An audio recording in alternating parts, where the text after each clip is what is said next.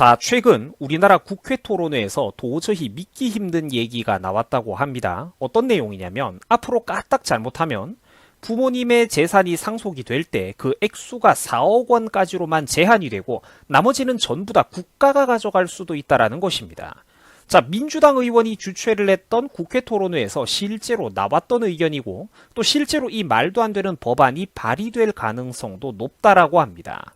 부모님이 고생해가지고 평생 벌어모은 재산을 자식에게 물려주겠다라는 건데 여기에 국가가 끼어들고 있는 거예요. 상속과 증여 액수를 제한하고 나머지는 전부 다 국가가 뜯어가고 또 그 돈으로 그놈의 기본자산제리 뭐니 하는 것들을 만들겠다라고 합니다. 익숙한 단어들이 막 튀어나오고 있죠.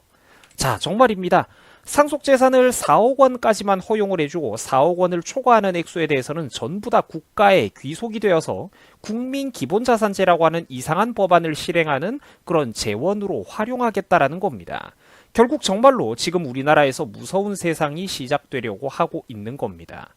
자, 그래서 지금 이렇게 여러분들이 상속이라고 검색만 해보셔도 상속 4억이라는 검색어가 자동 완성이 될 정도입니다.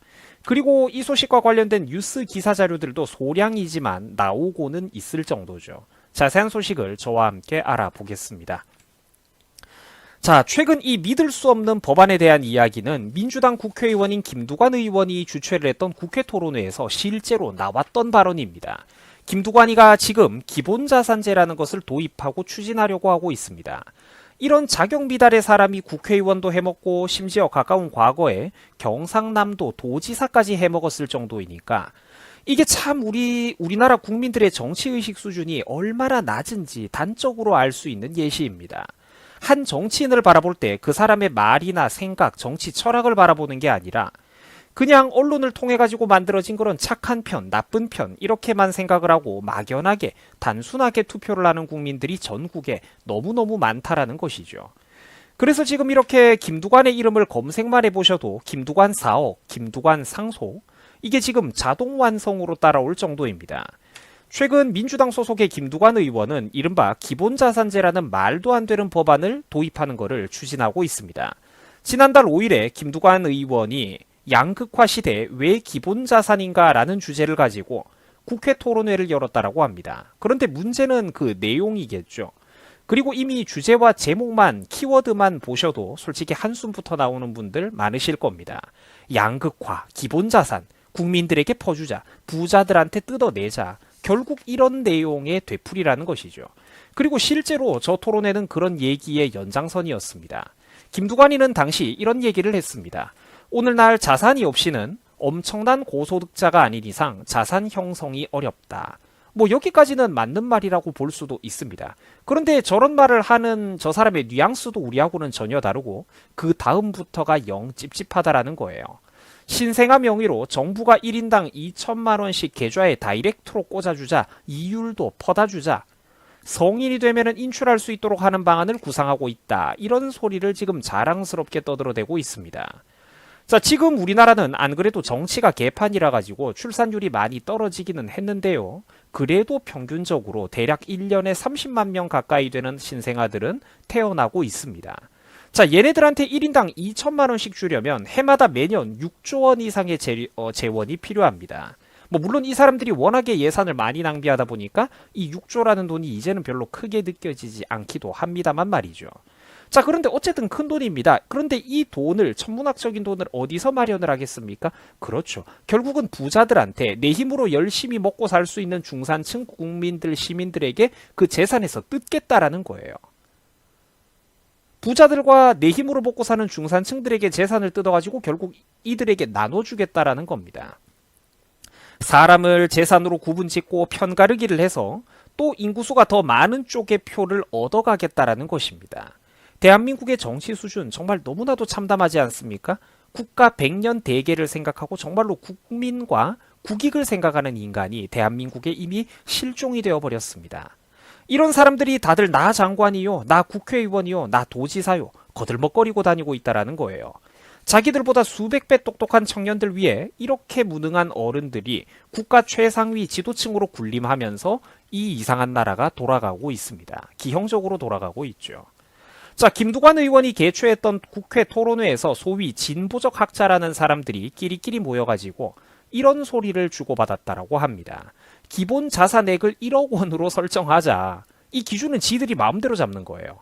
그리고 기본 자산의 4배인 즉 4억 원까지만 부모에게 상속 증여받게 하자. 그리고 초과되는 나머지 모든 상속 재산은 국가로 귀속시켜가지고 기본 자산제를 위한 재원으로 활용하면 된다라고 하고 있습니다. 아주 그냥 자기들 머릿속에 낙원을 만들겠다라고 정신 나간 소리를 하고 있죠. 안타깝다라는 겁니다, 여러분. 제가 이래가지고 학벌이나 스펙만 가지고 단순하게 사람을 평가하면 절대 안 된다라고 몇 번씩 경고를 했던 거예요. 우리나라의 대표적인 유명 명문대 가운데 하나인 그런 서강대 교수라는 인간이 저런 소리를 하고 있는 거예요. 근데 저런 식으로 세상 실물 경제를 피부로 체험해보지 못한 이런 학자 타입의 인간들 중에서 생각보다 저런 위험한 생각, 어리석은 생각을 가지고 있는 사람들 엄청나게 많습니다, 여러분.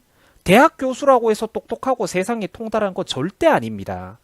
한평생 책상머리 골방에 들어앉아가지고 얄팍하게 만들어진 자기 두뇌 속의 망상만 가지고 정치권에 줄 잘 만나가지고 위험한 생각을 그대로 여과 없이 국회, 정부 부처 장관급으로서 풀어내버리는 인간들 정말 많다라는 거예요. 실물 경제에 대해서 정말 하나도 모르는 인간들 대학 교수, 강단에 엄청나게 많습니다.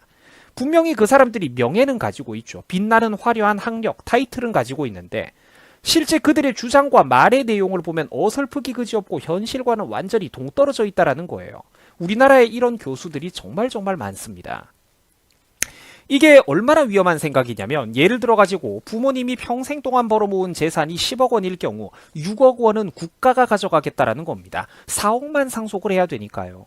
부모 재산이 만약 100억이면 어떻게 되겠습니까? 96억 원을 국가가 가져가는 겁니다. 자식은 4억만 상속받아야 하니까요. 설마 이거를 우리 부모님 재산은 4억이 안 된다. 나는 물려받을 게 그만큼도 없다. 그래서 나는 이런 법을 지지한다. 이런 분은 제발 없으실 거라고 제가 믿고 싶습니다. 여러분, 이런 거는 정의가 아닙니다. 이런 식이라면 대한민국에 재능 있고 능력 있는 사람들 그 누구도 이런 공산국가 대한민국에서 살고 싶지가 않을 거예요. 공산국가입니다. 이런 나라에서 재능 있는 사람들 누구가, 능력 있는 사람 그 누가 사업을 하고 고용을 하겠습니까? 사업하지도 않고 고용하지도 않고 투자하지도 않을 것입니다. 이런 나라에서 그 누가 백화점과 쇼핑몰을 지어 올리고 아파트와 랜드마크를 건설하고 빌딩을 지어 올리고 누가 사업하고 누가 공장을 짓겠습니까? 해외에 나가면 대우 잘해주는데 자산이 있는 사람들, 그 나라 국민 고용할 능력이 있는 사람들 외국 가면 전부 다 대우 잘해주는데 누가 전 재산의 96% 이상씩 뜯기면서 이런 나라에서 살고 싶겠어요. 참담합니다, 여러분. 참으로 안타깝기 그지가 없습니다. 문제는 이 말도 안 되는 법안이 실제로 발의 예정 단계까지 가 있다라는 겁니다. 비록 아직까지는 준비 중이라고 간을 보고 있고 가칭이라고는 해도 기본자산 조성과 지원에 관한 법률이라는 명목으로 실제로 이 사람들이 간을 보고 있다라는 겁니다. 준비하고 있어요. 김두관 정말 나쁜 사람입니다. 지 아들은 영국에 유학 보내고 있으면서 과연 자기 재산은 정말로 4억이 안 된단 말입니까? 말이 되는 소리를 해야죠. 국회의원을 몇 번이나 해먹었고 경남도지사까지 해먹었던 양반이 재산이 4억이 안 된다는 게 말이 됩니까? 이중자 때 내로남불 뻔뻔함도 이런 내로남불이 없다라는 거예요. 저 멀리, 아니 우리 바로 곁에 베네수엘라가 아른아른거리고 있습니다. 베네수엘라가 아른아른거리고 있어요. 참 나쁜 사람들은 베네수엘라와 우리 대한민국은 경제 구조가 다르다 이런 소리를 해댑니다. 자, 근데 저 나라에는 지하자원이라도 있었죠. 우리는 그조차도 없습니다. 한번 사업하기 힘든 터전, 사업가들에게 불리한 터전을 만들어버리면 이 나라는 다시 불모지의 그때 그 시절로 돌아가 버릴 겁니다. 애초에 아무것도 없었던 경제 불모지와도 같았던 우리나라에서 세계적인 기업을 일궈낸 게 누구였습니까? 제조업과 수출 중심의 이런 산업화 경제를 탄생시킨 게 누구였습니까? 우파입니다. 애초에 이 나라는 우파가 지키고 우파가 건설을 했고 우파가 키워 올린 나라입니다. 한국은 이미 미국과 일본을 비롯한 자유진영을 잘 선택을 해가지고 그들의 비호 아래에서 자유민주주의 노선으로 대성공을 거뒀습니다. 자본주의 노선을 선택해가지고 전 세계 유례가 없는 대성공을 이미 실제로 한번 거뒀던 나라가 바로 우리나라입니다. 그렇다면 기존의 것을 적절하게 보완해 나갈 생각을 해야지 왜 자꾸 이렇게 파격적으로 뒤집어 엎기만 합니까? 마르크스주의 공산혁명하고 똑같은 발상이죠. 뒤집어 엎는다고 능사가 아니라는 거예요. 뭐 아니면 도, 쫄딱 망할 수가 있다라니까? 애초에 뭐도 없어요, 이거는.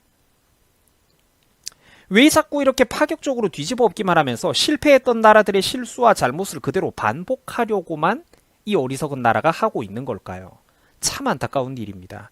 국민들이 제발 지금이라도 정신을 차려야 되는데 사실 한편으로는 이게 원래 우리 민족 본연의 위치로 돌아가려고 하는 것 아닌가 이런 생각도 제가 듭니다. 여러분 수고하셨습니다.